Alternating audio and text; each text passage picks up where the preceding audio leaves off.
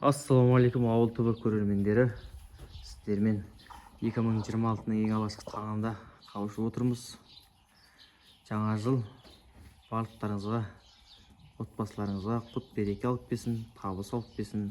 Барлықтарыңыздың денсаулықтарыңыз мықты, отбасыларыңыз аман болсын. Жылдан жылға осындай жаңа жылдарға жете беріңіздер.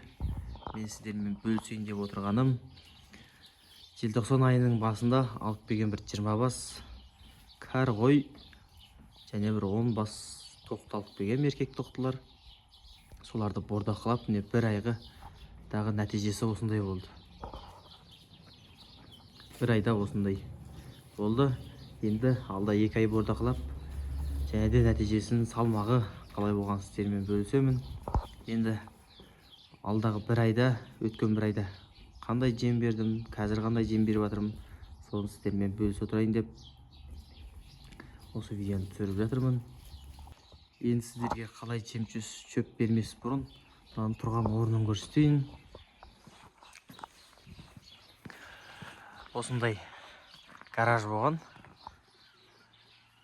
Ұзындығы 9 метр, ені 5 метр, төбесінің биіктігі 4 метр. Енді амал жоқ, мал бордақылайық.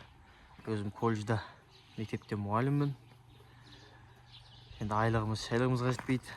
Қазіргі теңгенің құнсызданған заманында содан кішігірім кәсіп болсын деп осы қойларды алып келдім. Соны осыған осы қойды бордақылауды шешіп, осындай ақыр жасадым. Апалкеден мынау 14-тік, 14-те 4-тік. Апалкелерге өстіп шегелеп осындай ақыр жасап қойдым. Қойларға да ыңғайлы. Желкесіне былай. Енді бұларға ең алғашында келген кезде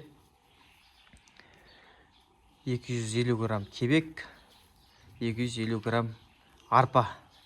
Солай 15 күн бердім. Бір қойға сонда жарты килограммдан айналады. Бір уағында. Солай бердім.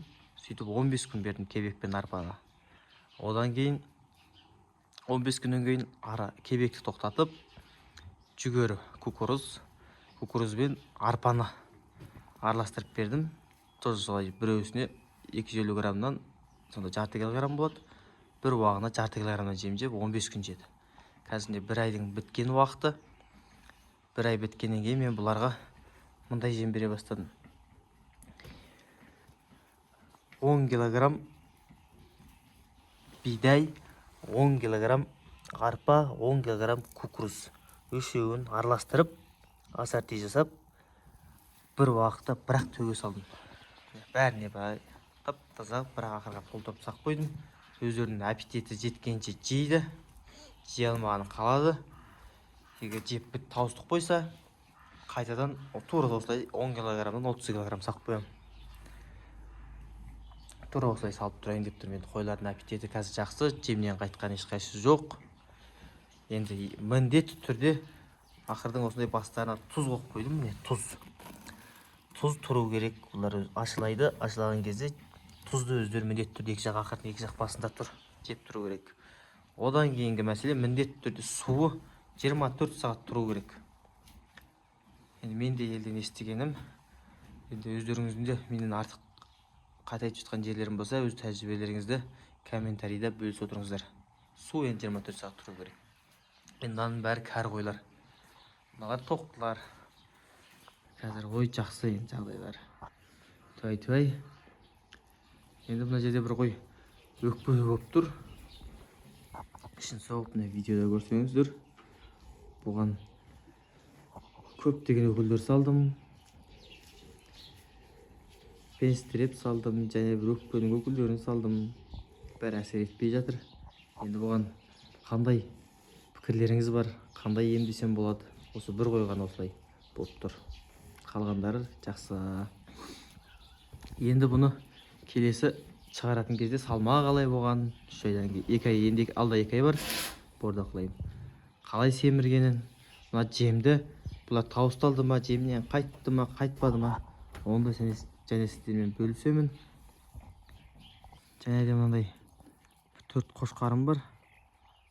Сол 4 қошқарды да атқорымға кіргізіп қойған. Бұларда да осындай жем тұрады алдында. Бүгіннен бастап чөбі дайын. Ана қойлардың чөбін енді салам. Жаңа видео түсірейін деп чөп салмағам. Осы 4 қошқарлар, енді бұл қошқарлар сүйектері үлкен. Қанша килограмм береді деп ойлайсыздар?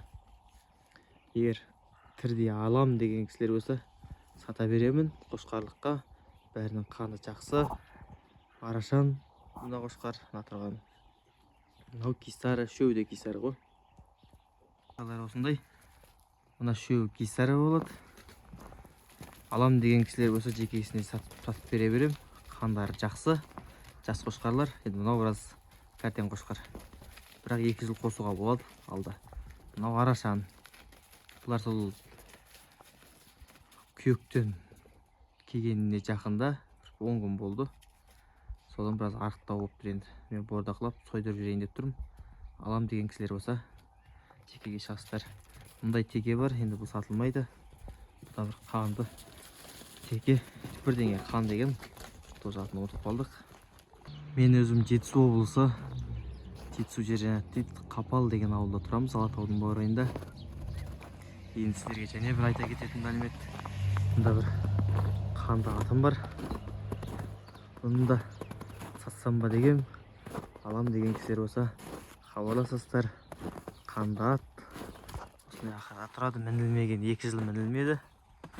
Биыл ғана алып кеп жаратып бәйгеге қосайын ба десем, өзім жұмыстан босай алмайсың.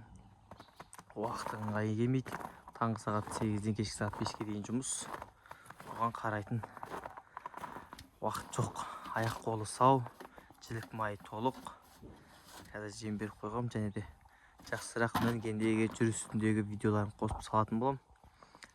Жерде қазір жем жеп қарамай тұр.